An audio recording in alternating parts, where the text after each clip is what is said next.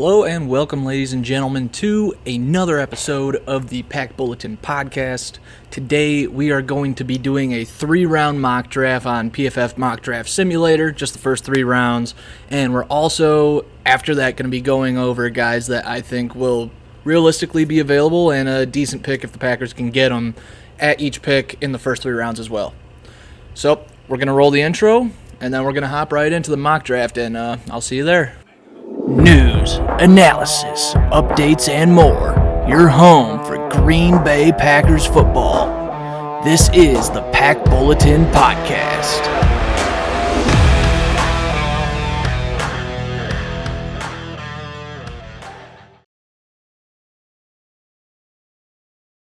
All right, here we are back with the mock draft. Like I said, we're just going to do 3 rounds, just as the Packers. We're going to try and get this done pretty fast. Not going to do any trades or anything crazy like that. Just going to take a look and see who's available. Probably going to do a couple of these before the actual draft comes up. And, yeah, let's get into it.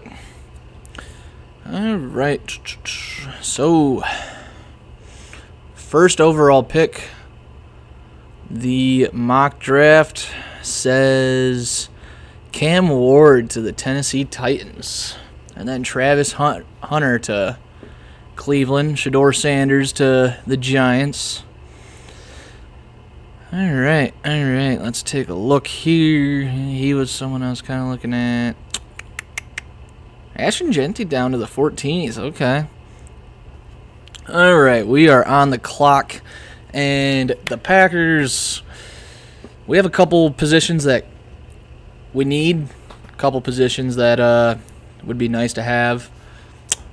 Receiver, they're saying our needs is receiver, center, edge rusher, and corner. Receiver,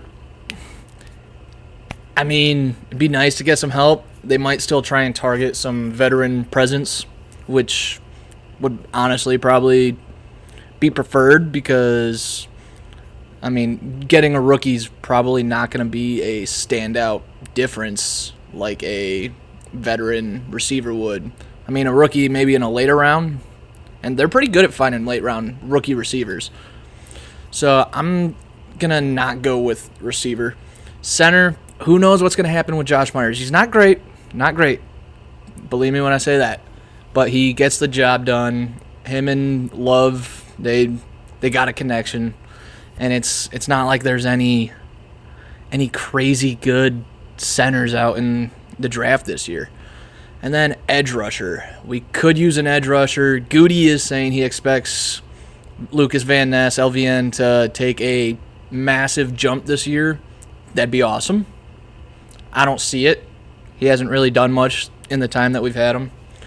And a corner. That's definitely going to be something the Packers should look out for because, I mean, we may do. Our corners weren't terrible last year. Our secondary wasn't the worst, especially with McKinney back there. He was deterring the deep ball.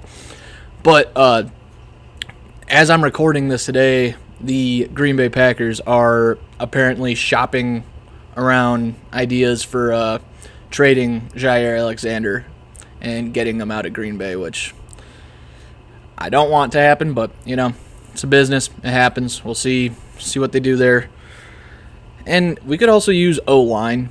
I'm not going to do that for the first round. We did that last year. Who knows? Could be a Packers move. Packers make no sense with the draft half the time. But Morgan didn't do anything for us really last year. You could tell when we played the Eagles that our O-line, if it gets hurt, it's just throw it out the window. The O-line, I'm not going to lie, was absolutely terrible against the Eagles. Yeah, so we're going to get into this. With the 23rd overall pick in the 2025 NFL Draft, the Green Bay Packers are going to take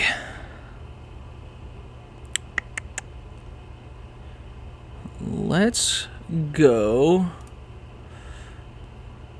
I mean, he's available. He might be available in the second. Siobhan Revel.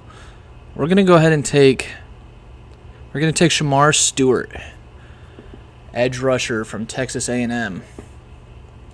Shamar Stewart is 6'6", 290 pounds.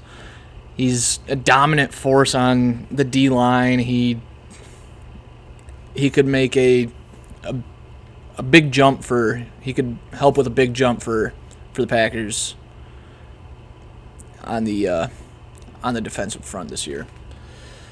All right, so now we're probably gonna try corner here. I don't like that Benjamin Morrison and Siobhan Revel have already been taken. Another guy that I feel like outside of them that is on the list, there's a couple guys. Let's go ahead and filter to cornerback. Darian Porter's one of them.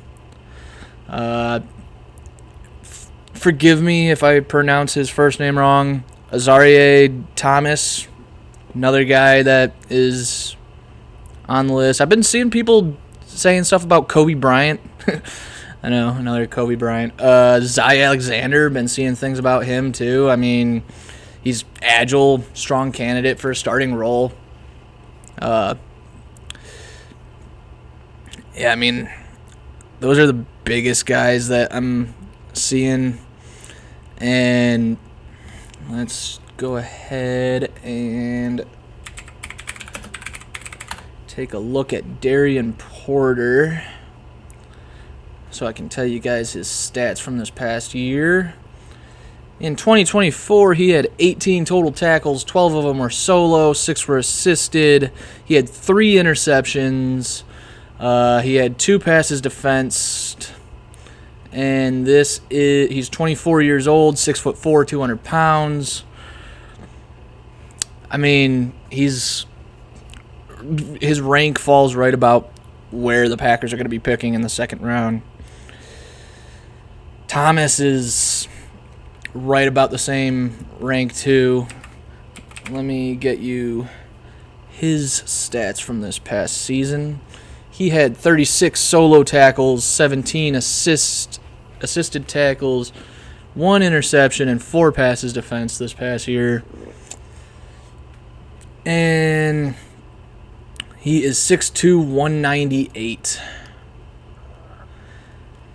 With the size, the Packers normally like to get bigger guys. I wish Benjamin Morrison would have been available, and I wish Siobhan Revel would have been available. But the Green Bay Packers, with the 55th overall pick, they're going to take Darian Porter out of Iowa State.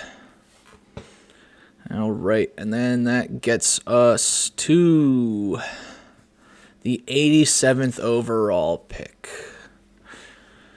Let's take a look. We're not going to make any trades. Like I said, we're not doing any trades in this video. We're just doing straight up. Okay, let's all positions. All right, so we got an edge rusher. We got a corner. Receiver wouldn't be bad, but like I said, I'd like to see them do that in a later round. I mean, 3 is a kind of later round, but I'd like to see them maybe 4th or 5th round. Running back. I mean, I don't think you pull the trigger with a running back. Josh Jacobs looked great. A.J. Dillon, who knows what's going to happen with him. Marshawn Lloyd, again, who knows if he's going to be able to stay healthy and on the field. So a running back wouldn't be the worst idea, but I wouldn't do it in the 3rd round. I honestly, let's taking a look here. I mean,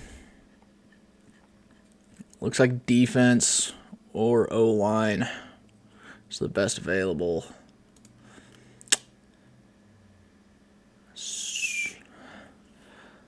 Let's just take a look at who's available at wide receiver.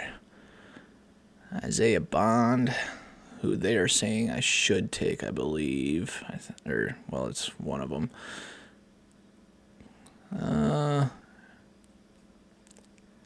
Yeah, no one's super special.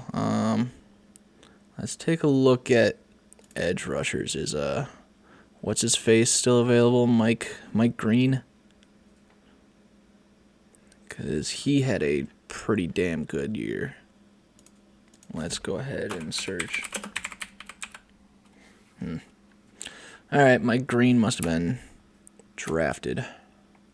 I'm gonna go look and see who took Mike Green. I was not expecting that. Mike Green went 9th overall to the New Orleans Saints.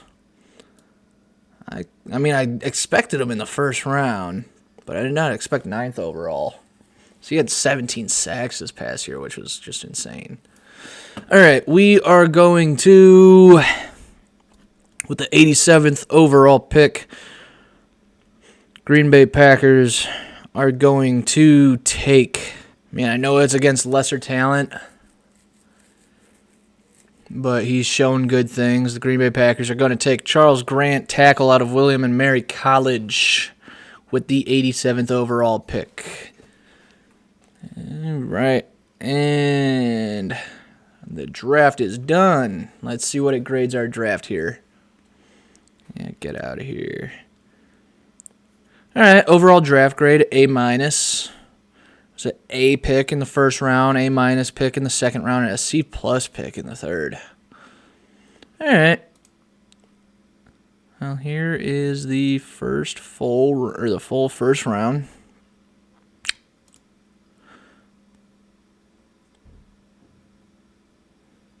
All right, well, that is the first mock draft that we are doing for the PackBulletin podcast. All right, so now that we are done with the mock draft part of this episode, we are going to move into some of the guys that I see being available at the Packers pick, possibly in the first 3 rounds, to kind of go over some of the guys that I'd be looking at when I was doing the mock draft. Obviously, there's a lot to look at, but you can't expect everyone to be there. There's going to be people that are going to be gone, but these are some names that I think the Packers should take a look at, some names that I think the Packers will take a look at and will fit the scheme, fit the team, and possibly be available when it's time for them to make their pick. Round 1, we're looking completely at defensive prospects. We're looking at a Shamar Stewart, defensive lineman / edge, out of Texas A&M. He's 6'6", weighs 290 pounds. He has a ridiculous explosive burst and has some great power behind him.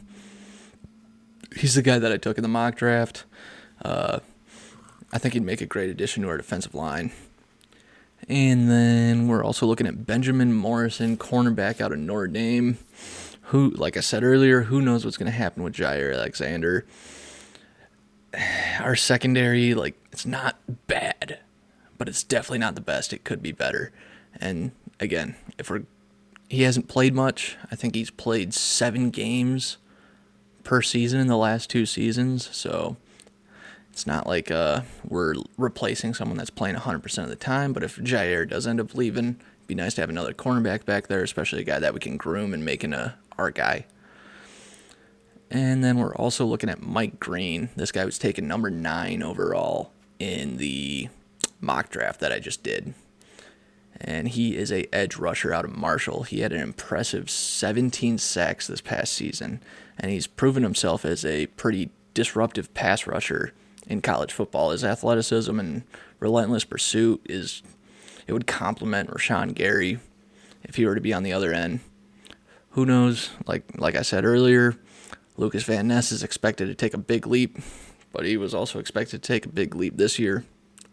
See what happens. Wouldn't hurt to get another guy on the defensive front, considering our pass rush was pretty weak this year.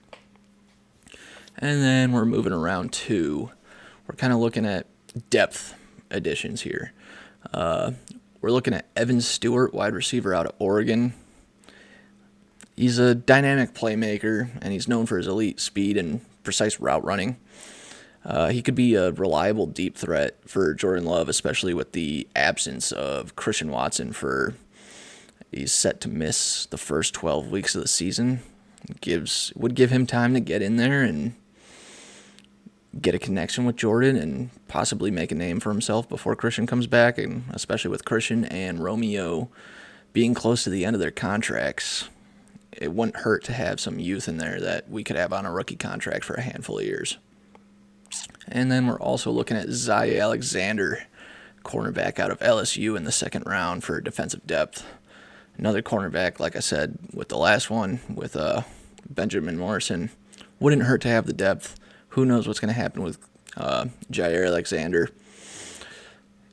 I mean, we've had guys that are no names come out and have good years. Like, if I would ask you who if I would ask you who Valentine, Nixon, a handful of dudes were 5 years ago, you'd have no idea, unless you religiously followed them in college for some reason.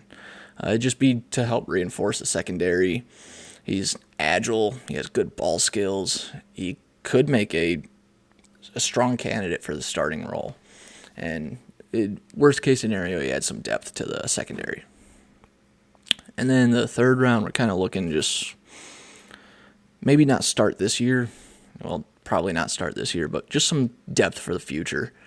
We're looking at Nick Singleton, running back out of Penn State. Who knows what's going to happen with A.J. Dillon? Marshawn Lloyd, again, who knows if he's going to be healthy this year. He was healthy for the first 4 weeks last year. Didn't really see too much of him, and when we did see him, I'm not going to lie, I personally wasn't all that impressed with him. I know he's supposed to be this great running back. I know he's supposed to do this, but you can't really make much of a guy out of 4 games, especially when Josh Jacobs is just tearing it up in the backfield. Wouldn't hurt to get another guy to complement him. And then we're also looking at offensive tackle out of Florida, Brandon Crenshaw Dixon. Keeping Love protected is a priority, and when our main guys go down, as we saw in that Eagles wild card game, it's not easy. It's not easy. And this guy should be available in kind of the late early to mid rounds. He's got good size, good strength, good technique. I think he could be great in both pass protection and run blocking. He's someone that I could see the Packers taking. Does not hurt to shore up that offensive line.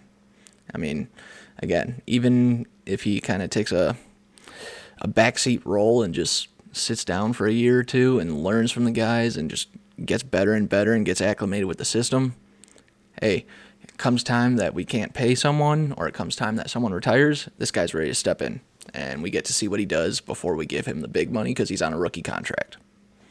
I don't think that'd be the worst thing.